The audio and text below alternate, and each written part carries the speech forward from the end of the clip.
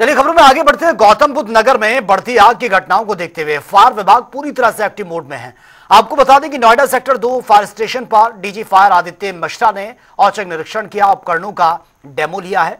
उन्होंने कहा कि नई टेक्निक और रोबोटिक सिस्टम से आग को कैसे कंट्रोल करना है। एक बार ये रिपोर्ट हम देख लेते हैं। इस तरह से लगातार नोएडा में आग लगने की समस्याएं बढ़ रही हैं। ऐसे में आपको बता दें कि आज नोएडा के सेक्टर 2 में फायर स्टेशन पर डीजी फायर हमारे साथ मौजूद हैं और वो यहाँ पर जो इक्विपमेंट्स यूज होते हैं उनका निरीक्षण करने आए हैं। तो सर, जो इक्विपमेंट्स हैं आग बुझाने के, क्या उसमें कोई नई तकनीक आई है? देखिए, ये इंटरनेशनली कई सारी नई नई इक्विपमेंट बनती रहती हैं।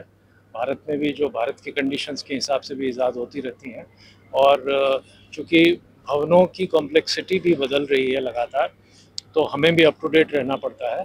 तो मॉडर्नाइजेशन तो एक कंटिन्यूस प्रोसेस है, जिसमें प्रदेश सरकार और भारत सरकार दोनों जागरूक हैं और दोनों सपोर्ट करते हैं।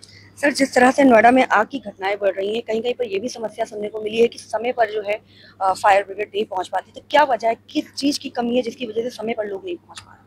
देखिए, समय पे पहुंचने के लिए सबसे महत्वपूर्ण है कि सूचना समय से आ जाए। तो उसके लिए भी कई सारी व्यवस्थाएं हैं, जैसे यूपी 112 है, उसके माध्यम से सूचना आती है।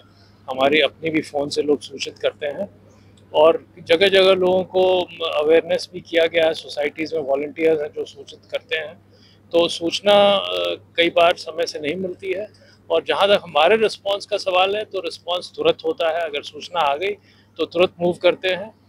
कई बार घटना स्थल जो है वो फायर स्टेशन से हो सकता है कहीं थोड़ी दूर हो, लेकिन सीज़न में हम लोग ये भी कोशिश करते हैं कि जो फायर स्टेशन की गाड़ियाँ हैं वो फायर स्टेशन से बाहर निकाल के भी ऐसे सेंसिटिव लोकेशंस पे लग जाएं, तो जिससे कि रिस्पांस टाइम और इम्प्रूव हो। सर, अभी हाल ही में एक मीटिंग हुई है जिसमें ये कहा गया है कि रोबोट से अब आग बुझाना होगा आसान। तो क्या कितनी तैयारियां हो चुकी हैं और कब तक ये प्रक्रिया जो है लागू हो जाएगी?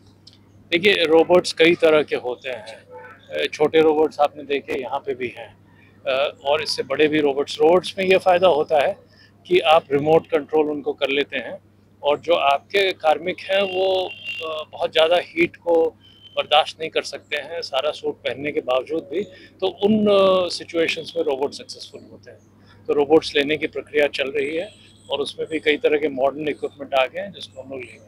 सर, बहुत सी सोसाइटीज, बहुत से कमर्शियल जगह हैं जहाँ पर जो है फायर की परमिशन नहीं ली गई है, वहाँ पर ऐसे ही काम चल रहा है। उसके लिए क्या कार्रवाई की ये आगे प्रयास की? नहीं, देखिए, मैं पहले भी कह चुका हूँ, एनओसी लेना तो आवश्यक है, और उसके बगैर भवनों को उपयोग करना, जहाँ खास करके हॉस्पिटल्स है, रेजिडेंशियल एरियाज़ है, स्कूल्स हैं, तो वहाँ तो एकदम नहीं अलाउ किया जाएगा।